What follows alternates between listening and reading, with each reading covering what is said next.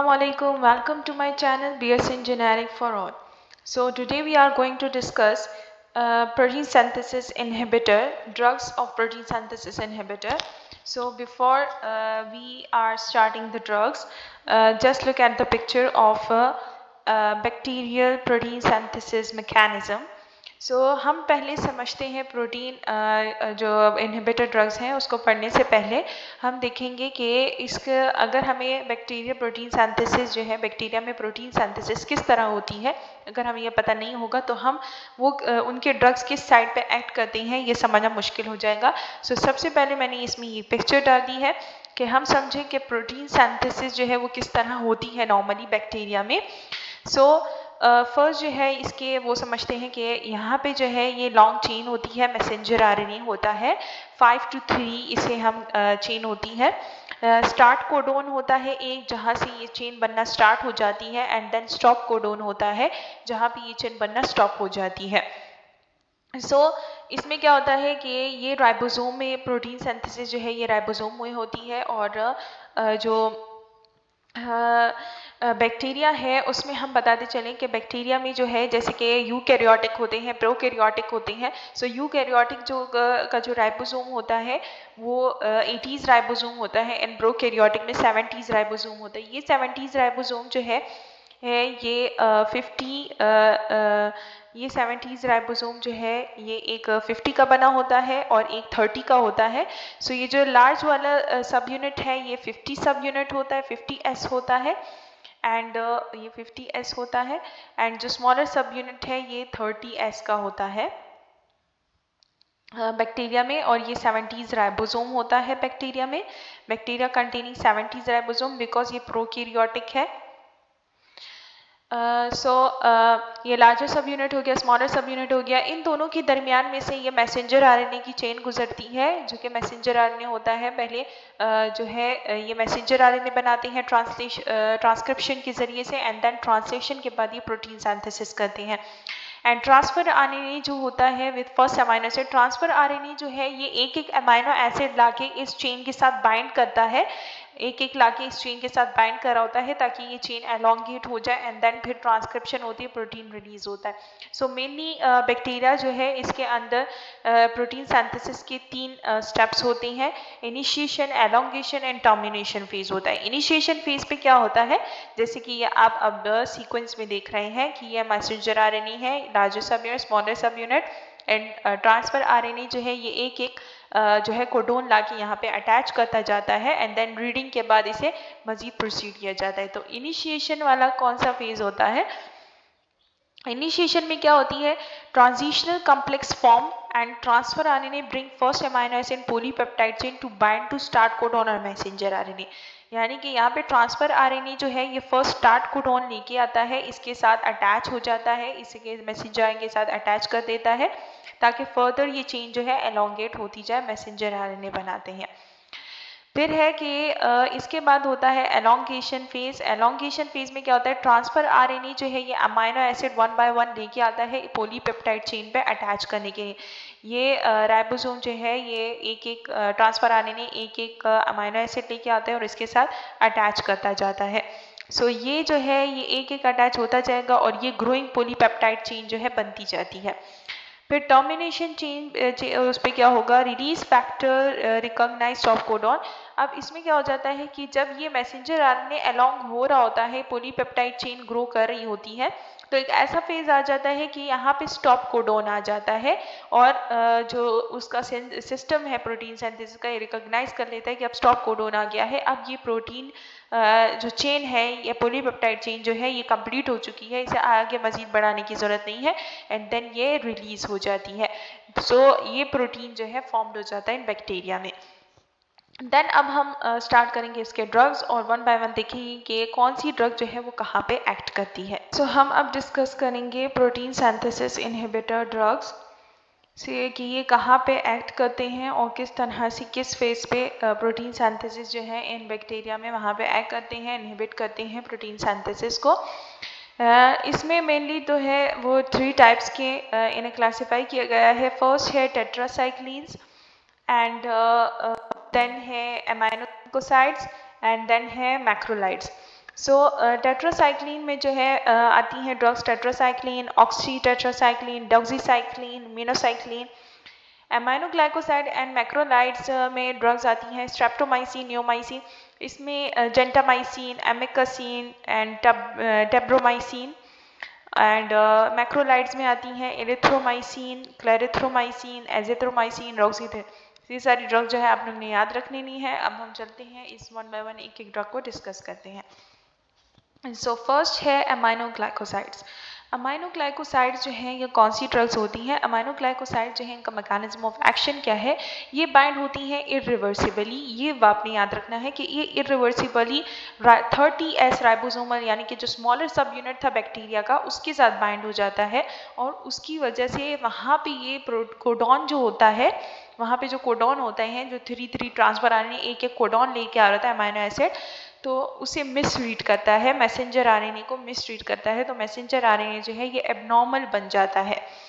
Aminoglycoside जो है ये mostly against gram negative enteric bacteria के अगेंस्ट हम यूज़ करते हैं, ग्राम नेगेटिव रॉड्स के अगेंस्ट जो कि इनहिबिट करता है gastrointestinal tract vibrio cholera research coli. Gastrointestinal tract की जो इन्फेक्शंस होते हैं उसमें मेनली जो बैक्टीरिया इन्वॉल्व होते हैं विब्रियो कॉलरा रिसर्च कोलाई उसको इनहिबिट करते हैं और ये सिर्फ ग्राम नेगेटिव बैक्टीरिया के लिए यूज़ होते हैं और वो भी ग्राम नेगेटिव जो एरोबिक होते हैं उनके लिए यूज़ किए जाते हैं, एनारोबिक के लिए यूज़ नहीं किए जाते।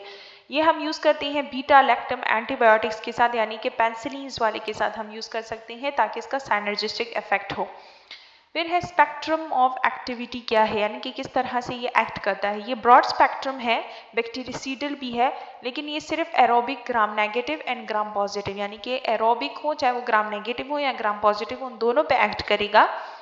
ये एनारोबिक बैक्टीरिया पे एक्ट नहीं कर सकता बिकॉज अमाइनोग्लाइकोसाइड जो है ये ऑक्सीजन डिपेंडेंट एक्टिव ट्रांसपोर्ट करता है यानी कि ये ऑक्सीजन के बगैर जो है ये वहाँ पे सेल के अंदर नहीं जा सकता, तो इसीलिए ये इनएफेक्टिव होता है एनारोबिक के लिए बिकॉज एनारोबिक में ऑक्सीजन नहीं रिक्वायर्ड होता।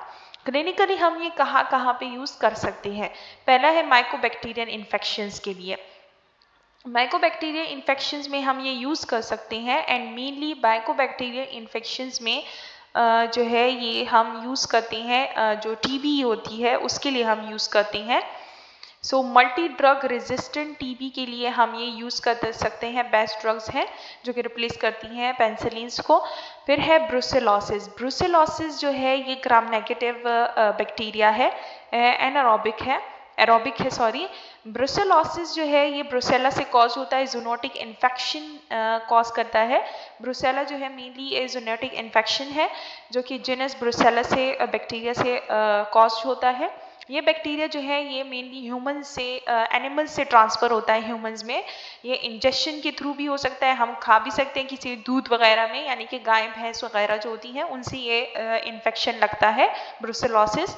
ये उनके फूड में भी हो सकता है, फूड में भी इनटेक कर सकते, डायरेक्ट कांटेक्ट से भी अगर हम ज़्यादा कांटेक्ट में हैं एनिमल्स के साथ तो उसकी वजह से भी हो सकता है। एंड मोस्टली जो जूनोटिक इन्फेक्शन है इसके लिए जेंटामाइसिन यूज़ की जाती है। ओके, अमाइनोग्लाइकोसाइड की जो जेंटामाइसिन ड्रग है वो मोस्टली जो है जूनोटिक इन्फेक्शंस के लिए यूज़ की जाती है। फिर इसके बाद प्लेग है। प्लेग जो है ये अफेक्ट करते हैं ह्यूमन को, मैमल्स को, और ये जो है रूडेंट बाइट से यानी कि जो रूडेंट्स होते हैं चूहे वगैरह उनकी बाइट से होता है। इसका जो बैक्टीरिया इसमें इन्वॉल्व होता है यर्सीनिया पेस्टिस। फिर है टॉलीरीमिया। टॉलीरीमिया जो है ये सीरियस इन्फेक्शियस डिजीज़ है स्किन की, मेनली अल्सर कॉज करती है। ये सीरियस स्किन इन्फेक्शन है, अल्सर बन जाता है साइट ऑफ इन्फेक्शन पे, यहाँ पे अल्सर बन जाता है साइट ऑफ इन्फेक्शन पे। इफेम फीवर, चिल्स, लैम्फ नोड और मेनली लैम्फ नोड स्वेलिंग होती है। इसमें जो बैक्टीरिया इन्वॉल्व है वो ट्रांससेला टुलरेनेसिस है। Important to remember about aminoglycosides. Aminoglycosides की ये वाली चीज़ें बहुत ज़्यादा आती हैं एग्जाम्स में, ये आपने याद रखना है। अमाइनोग्लाइकोसाइड जो है ये पुअरली एब्जॉर्ब्ड होता है फ्रॉम गैस्ट्रोइंटेस्टाइनल ट्रैक्ट से, इसीलिए मेनली जो अमाइनोग्लाइकोसाइड होते हैं ये हम आईवी देते हैं, आईवी देते हैं एक्सेप्ट नियोमाइसिन। ये नियोमाइसिन बहुत ज़्यादा टॉक्सिक अमाइनोग्लाइकोसाइड है जिसकी वजह से वो हम टॉपिकली अप्लाइड करते हैं स्किन पे, आई ड्रॉप्स में, एयर्स में, इस तरह अप्लाई करते हैं। एंड जो न्यूमाइसिन है वो हाईली नेफ्रोटॉक्सिक भी है, इस वजह से इसी वजह से न्यूमाइसिन जो है इसे टॉपिकल एडमिनिस्ट्रेशन के लिए बनाया गया है। एंड ये एलिमिनेटेड होती है किडनी के रूट से, एंड देयरफॉर किडनी पेशेंट जो है इसमें इनका डोज जो है वो एडजस्ट करना होता है, किडनी के थ्रू ये एलिमिनेट होती है। एंड अमाइनोग्लाइकोसाइड जो है ये बैक्टीरियासीडल होते हैं, इनकी एक्टिविटी यानी कि बैक्टीरिया को कम्प्लीटली किल कर देते हैं। अमाइनोग्लाइकोसाइड जो है ये ब्लड बैरियर को क्रॉस नहीं करते, लेकिन ये प्लेसेंटा को क्रॉस करता है। ये इसका एक इम्पॉर्टेंट वो है प्लेसेंटा वाला, कि ये प्लेसेंटा जो है इसे क्रॉस करता है, ये आपने ज़रूर याद रखना है। एंड नेफ्रोटॉक्सिक होता है, जिसकी वजह से हमने इसका डोज एडजस्ट करना होता है, बिकॉज किडनी रूट से एलिमिनेट होते हैं, हाईली टॉक्सिक ड्रग्स है। एंड फिर है रिनल फंक्शन टेस्ट, जिस वजह से हम करने होते हैं, यानी कि जब हमने ये ड्रग हम प्रिस्क्राइब कर रहे हैं उससे पहले हमने उनका रिनल फंक्शन टेस्ट करवाना है कि उनका blood urea nitrogen and creatinine level जो है वो कितना है। जब हमें रेनल फंक्शन टेस्ट जो है वो सही है, प्रॉपर है, उसके मुताबिक हम उनका डोज देंगे। एंड किडनी पेशेंट में हमने ये टेस्ट ज़रूर कर लेनी है। देन आता है मैक्रोलाइड्स। मैक्रोलाइड्स जो है, अब ये मैक्रोलाइड जो है ये भी प्रोटीन सिंथेसिस इनहिबिटर है, एंड इसका मैकेनिज्म ऑफ एक्शन अब डिफरेंट है अमाइनोग्लाइकोसाइड से। अब ये रिवर्सिबली बाइंड होता है, अमाइनोग्लाइकोसाइड इरिवर्सिबली बाइंड होता है। ये रिवर्सिबली बाइंड होता है पी साइट के साथ, एक ए साइट होती है, एक पी साइट होती है। ये आगे इसकी और डायग्राम आ रही है, उसमें मैं आपको ये मज़ीद समझा दूंगी। पी साइट होती है 50 सब यूनिट, यानी कि जो लार्जेस्ट सब यूनिट होता है उसके 50 पी साइट पे ये बाइंड हो जाता है, जहाँ पे पोली ग्रोइंग पॉलीपेप्टाइड चेन होती है। एंड इसके मैकेनिज्म को इनहिबिट करता है ताकि जो पॉलीपेप्टाइड चेन है वो ग्रो ना कर सके।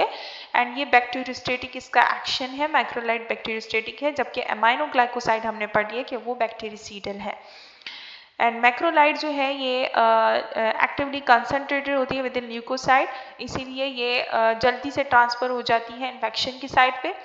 कॉमन ड्रग इसमें एथ्रोमाइसिन, क्लैरिथ्रोमाइसिन और एजिथ्रोमाइसिन आती है। अब इसके बारे में जो बताया गया है कि एरिथ्रोमाइसिन जो है, एरिथ्रोमाइसिन हम पेंसिलिन की ही तरह काम करता है, यानी कि जिन लोगों को पेंसिलिन एलर्जी होती है, यानी कि पेंसिलिन वो टॉलरेट नहीं कर सकते, सो उससे पहले जो है हमने तो उसकी रिप्लेसमेंट में फिर हम एरिथ्रोमाइसिन दे सकते हैं। एंड पेंसिलिन का ये है कि हमने पेंसिलिन जो है उसे लगाने से पहले हमेशा टेस्ट डोज करना होता है। टेस्ट डोज क्या होता है? टेस्ट डोज हम होता है कि पहले जो है हम उन्हें ना थोड़ी अमाउंट में, यानी कि 1 cc या 1 ml जो है ड्रग दे देते हैं, 1 ml या हाफ ml हम ड्रग दे देते हैं। एंड देन हम देखते हैं कुछ टाइम तक 5 to 10 मिनट्स तक देखते हैं कि कोई रिएक्शन तो नहीं हो रहा, skin hyper sensitivity allergic reaction नहीं हो रहा। अगर नहीं होता देन उसके बाद जो ड्रग जो मेडिसिन है वो हम पूरी दे देते हैं, इसे हम टेस्ट डोज कहते हैं। सो पेंसिलिन से पहले टेस्ट डोज करना ज़रूरी होता है।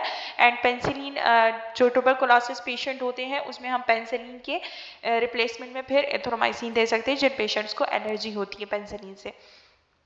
देन क्लैरिथ्रोमाइसिन, क्लैरिथ्रोमाइसिन जो है ये भी सिमिलर है एरिथ्रोमाइसिन के, एंड ये ऑल्सो इफेक्टिव होती है अगेंस्ट हेमोफिलस इन्फ्लुएंजा, यानी कि इन्फ्लुएंजा के पेशेंट्स में भी हम दे सकते हैं।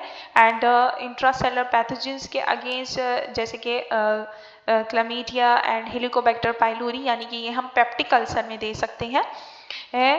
एंड फिर इसके बाद है एजिथ्रोमाइसिन। एजिथ्रोमाइसिन जो है ये more active against respiratory infection में बहुत ज़्यादा एक्टिव होती है।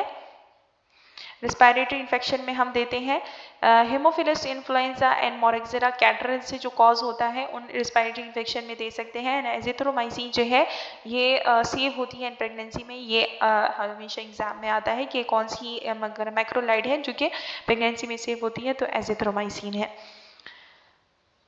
एंड देन एडवर्स इफेक्ट्स में आते हैं। मैक्रोलाइड से कौन कौन से एडवर्स इफेक्ट्स कॉज होते हैं?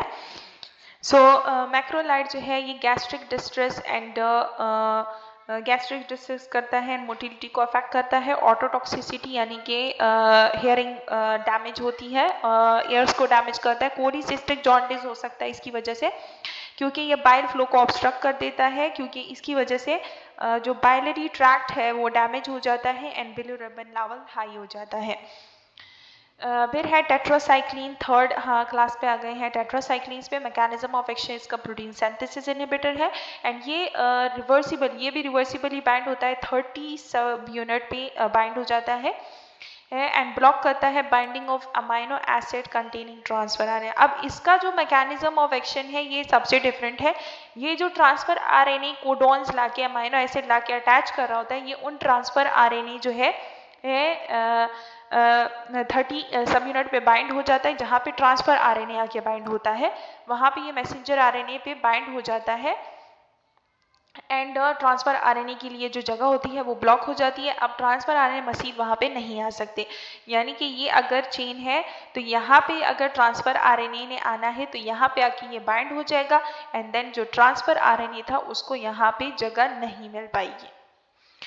सो टेट्रासाइक्लिन जो है ये बाइंडिंग ऑफ ट्रांसफर आरएनए को प्रिवेंट करता है।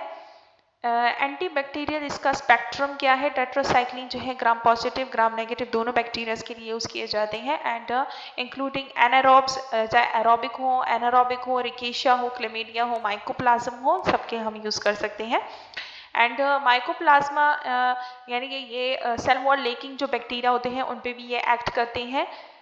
इसे हम टेट्रासाइक्लिन जो है ये मोस्टली और कॉलर में देते हैं। इसके अलावा जो हमने अमाइनो ग्लाइकोसाइड का पढ़ा, अमाइनो ग्लाइकोसाइड में 1-2 पॉइंट्स और ऐड कर देते हैं कि अमाइनो ग्लाइकोसाइड जो है ये हाईली नेफ्रोटॉक्सिक होती है, हाईली ऑटोटॉक्सिक होती है एंड न्यूरोटॉक्सिक भी होती है। ये नेफ्रोटॉक्सिक भी होती है जिसकी वजह से हम ये जितने भी हमारे अमाइनो ग्लाइकोसाइड जो है ये ऑटोटॉक्सिक भी होती है, ऑटोटॉक्सिसिटी कॉज करती है, एयर डैमेज करती है, जिसकी वजह से हम ये फ्यूरिसमाइड यानी कि लाइसिक जो डायरेटिक है उसके साथ नहीं दे सकते हैं क्योंकि वो भी ऑटोटॉक्सिक ही ऑटोटॉक्सिसिटी कॉज करती है। तो जब ये दोनों ड्रग्स अगर हमने दे दी तो आपस में मिलकर ये बहुत ज़्यादा हियरिंग लॉस कर सकते हैं, जिसकी वजह से हाँ दोनों मिलाकर देना कॉन्ट्राइंडिकेटेड है। इसके अलावा जो अमाइनो ग्लाइकोसाइड है ये न्यूरोटॉक्सिक भी है। न्यूरोटॉक्सिक जो है ये इस तरह के माइसीनिया ग्रेविस कॉज करते हैं, ऑटो इम्यून डिसऑर्डर है। एंड यहाँ पे important to learn about tetracycline पे वापस आ जाते हैं। टेट्रासाइक्लिन जो है ये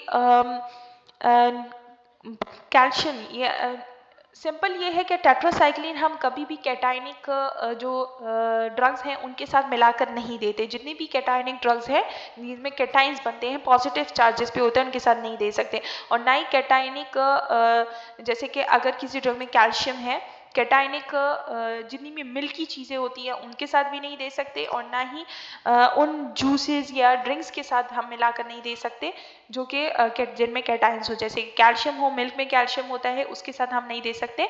और ना ही यंग चिल्ड्रंस में हम देते बिकॉज वो अभी उनमें कैल्शियम जो है डेवलप हो रहा होता है, कैल्शियम होता है, उनकी टीथ डेवलप हो रहे होते हैं। सो टेट्रासाइक्लिन जो है उनकी टीथ के साथ बाइंड हो जाता है, कैल्शियम होता है वहाँ पे एंड ये परमानेंट डिसकलरेशन कॉज कर सकता है। ये मोस्ट इंपॉर्टेंट पॉइंट है इसका। एंड टेट्रासाइक्लिन जो है कि कैल्शियम के साथ बाइंड हो सकता है ग्रोइंग बोन्स में, जिसकी वजह से बोन डिफॉर्मिटी हो सकती है। Tetracycline doxycycline फोटोटॉक्सिक skin reaction cause करते हैं। सनलाइट में जो हाईली यूवी रेडिएशंस होती हैं उसे अपनी तरफ एब्जॉर्ब करता है। सो ये फोटोटॉक्सिक भी है एंड बैक्टीरियोस्टेटिक एक्शन होता है, बैक्टीरियोस्टिडल नहीं है। ये हमने कभी भी जूसेस मिल्क वगैरह के साथ नहीं देना है। हमने पेशेंट को एडवाइस करना है कि आप प्लेन वाटर के साथ लें बिकॉज अगर जूस वगैरह होगा तो उसमें मैग्नीशियम भी हो सकता है, कैल्शियम होता है, तो उसके साथ हमने ये मिलाकर नहीं देना है क्योंकि फिर इसकी एब्जॉर्प्शन नहीं होगी, ये चिलेट कम्प्लेक्स बना लेगा, चिलेट फॉर्मेशन हो जाएगी एंड दूसरे जो ऐसे मेटल्स हैं जैसे कि एल्यूमिनियम, मैग्नीशियम, आयरन वगैरह हो गया, तो इनके साथ हमने मिलाकर नहीं देना है। टेट्रासाइक्लिन क्रॉस करता है प्लेसेंटा को, एंटर करता है फीटल सर्कुलेशन में चला जाता है और वहाँ पे एक्यूमुलेट हो जाता है फीटल की बोन्स में।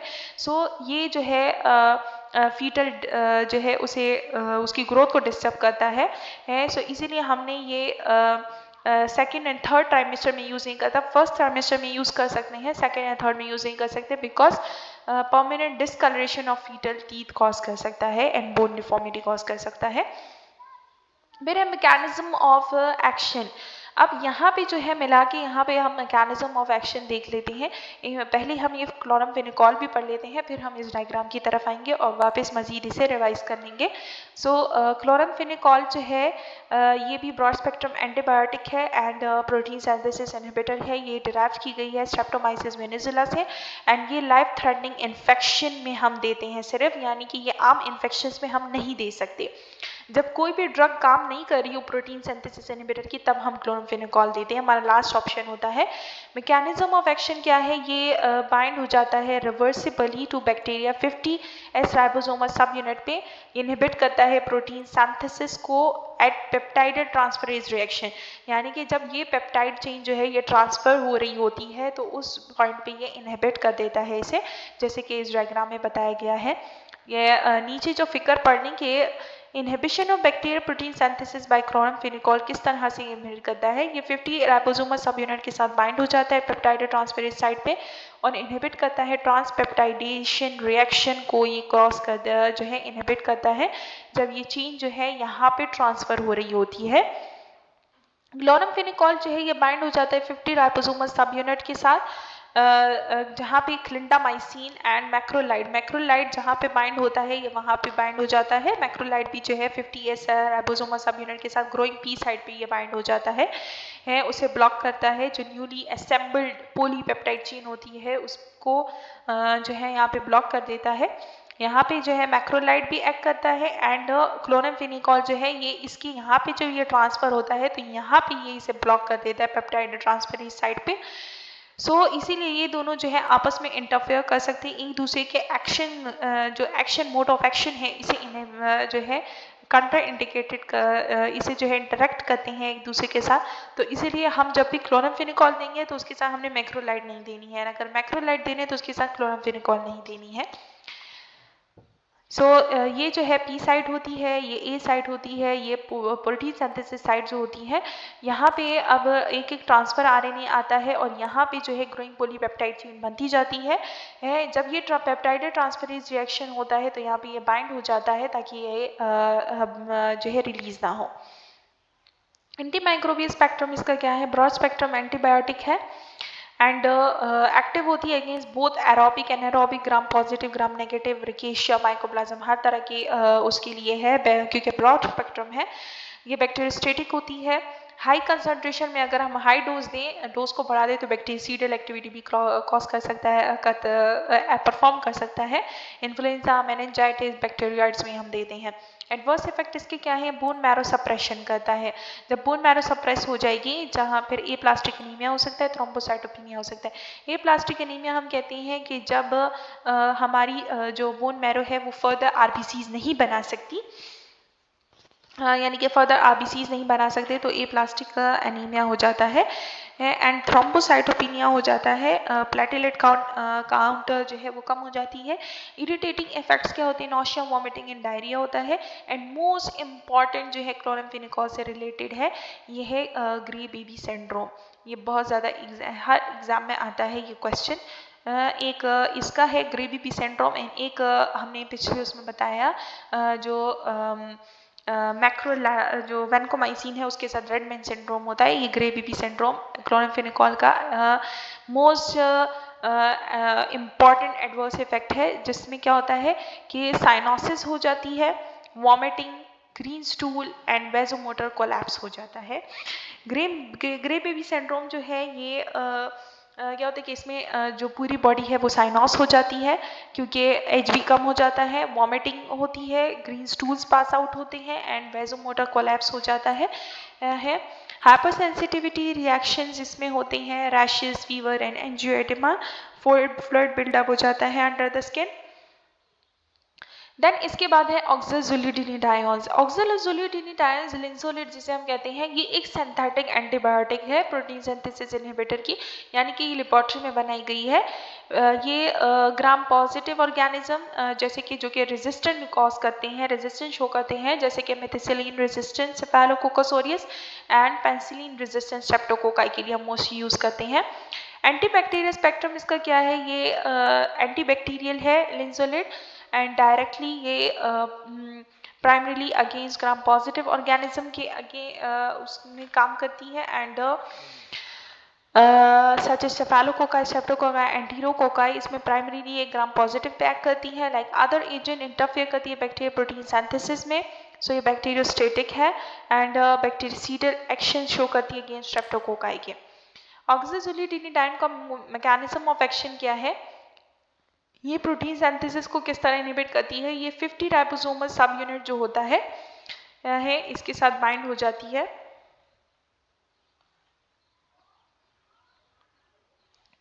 इसका मैकेनिज्म ऑफ एक्शन क्या है कि ये 50 राइबोसोमल सब यूनिट जो होता है 50 राइबोसोमल सब यूनिट के साथ बाइंड हो जाता है and near the interface with 30S के साथ जो इसका इंटरफेस होता है बिल्कुल उनके दरमियान में ये बाइंड हो जाता है एंड इनिशिएशन कॉम्प्लेक्स बना लेता है। जो इनिशिएशन कॉम्प्लेक्स होता है उसे प्रिवेंट करता है। एडवर्स इफेक्ट इसके क्या होते हैं? माइलो सप्रेशन होता है यानी कि बोन मैरो को सप्रेस कर देता है, एनीमिया हो जाता है, डिफिशियंसी हो जाती है एचपी की, ल्यूकोपिनिया हो जाता है, ल्यूकोसाइट काउंट कम हो जाती है, पेनसाइटोपिनिया हो जाता है यानी कि जितनी भी ओवरऑल आरबीसीज डब्ल्यूबीसीज प्लेटलेट हैं सारे कम हो जाते हैं। रिवर्सिबल थ्रोम्बोसाइटोपिनिया प्लेटलेट काउंट कम हो जाती है लेकिन अगर ड्रग रोक दें तो उसके बाद सही भी हो जाता है। रिवर्सिबल न्यूट्रोपिनिया हो जाता है, न्यूट्रोफिल काउंट कम हो जाती है एंड ऑप्टिक न्यूरोपैथी हो सकती है यानी कि ऑप्टिक डिस्क जो है हमारी जो विजन आंखें हैं यानी कि आइज है उसमें ऑप्टिक डिस्क डैमेज हो सकती है।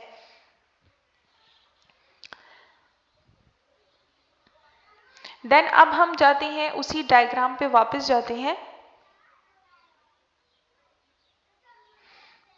ओके ये हमारा आ गया। अब हम इसे डिस्कस करेंगे। सो यहाँ पे जैसे कि हमने शुरू में ही इसके बाद डिस्कस किया 70S राइबोसोमल है, 30 एंड 50 का बना होता है, ग्रोइंग पॉलीपेप्टाइड चेन है, टनल है, मैसेंजर आरएनए है एंड 30 साइट है, 50S है, प्रोटीन सिंथेसिस साइट है। सो यहाँ पे ये होती है P site, protein synthesis site जिसे हम कहते हैं, ये होती है ए साइट, एक्शन साइट जो होती है। एंड इसमें क्या होता है कि फर्स्ट अगर हम बात करें अमाइनोग्लाइकोसाइड्स की, सो यहाँ पे जो क्या होता है कि मैसेंजर आरएनए बनता है, ट्रांसक्रिप्शन होती है एंड देन ट्रांसलेशन होती है, प्रोटीन सिंथेसिस होती है। सो ट्रांसक्रिप्शन के उस पे एक्ट करता है स्ट्रेप्टोमाइसिन यानी कि अमाइनोग्लाइकोसाइड। ये 30S पे बाइंड हो जाता है कोडॉन की यानी कि मिस रीडिंग करता है मैसेंजर आरएनए को, यहाँ पे मिस रीड कर देता है। सो एबनॉर्मल हमारे पास मैसेंजर आरएनए बन जाता है। देन क्या होता है कि जो हमारी ड्रग है टेट्रासाइक्लिन जो है ये इंटरफेयर करती है with the attachment of transfer RNA to messenger RNA ribosome complex यानी कि जो ट्रांसफर आरएनए आ रहा है और यहाँ पे आके प्रोटीन एक मैसेंजर आरएनए पे जो अमाइनो एसिड बाइंड हो रहा है सो इसे इनहिबिट करता है। एंड देन क्लोरमफेनिकोल मैक्रोलाइड जो है ये भी पी साइड पे एक्ट करता है, ग्रोइंग पॉलीपेप्टाइड चेन को ग्रो नहीं होने देता। क्लोरमफेनिकोल जो है ये 50S पोर्शन पे बाइंड हो जाता है एंड इनहिबिट करता है पेप्टाइड बॉन्ड को यानी कि यहाँ पे पेप्टाइड ट्रांसफरेज जो होता है इसे इनहिबिट, ये ग्रोइंग पॉलीपेप्टाइड चेन यहाँ पे ट्रांसफर हो जाती है एंड देन रिलीज होती है, सो इसे इनहिबिट कर देता है। एंड ऑक्सीजोलिटिनिडाइन जो है ये 50 और 30S जो है यानी कि इन दोनों के दरमियान में जो है यहाँ पे बाइंड हो जाता है। सो ये भी ये इनिशिएशन कॉम्प्लेक्स जो होता है उसे इनहिबिट करता है।